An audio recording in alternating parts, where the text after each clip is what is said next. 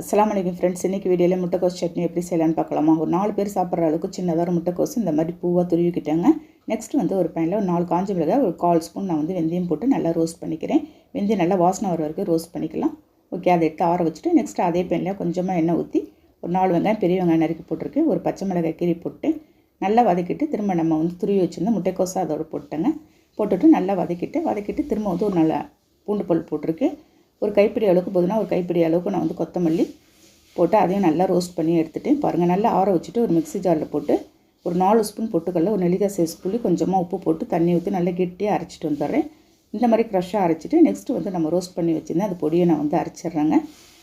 பாருங்கள், இந்த மாதிரி அரைச்சிட்டு அந்த சட்னியோடு ஆட் பண்ணி திரும்ப ஒரு பல்ஸ் விட்டு எடுத்துகிட்டு போகிறேங்க. இந்த மாதிரி திக்காக இருந்தால் தான் நமக்கு நல்லாயிருக்கும். ஒரு பவுலில் ட்ரான்ஸ்ஃபர் பண்ணிவிட்டு கொஞ்சமாக தண்ணி ஊற்றிடுறேன். அந்த மிக்ஸி ஜார் தண்ணி மட்டும் ஒரு வானலில் எண்ணெய் ஊற்றி கடுகு, பருப்பு, கருவேப்பிலை போட்டு தாளிச்சிட வேண்டியதான். சூடான ஒரு இட்லி இல்லாட்டி ரோஸ்ட்டு தோசையோடு சாப்பிடும்போது அவ்வளோ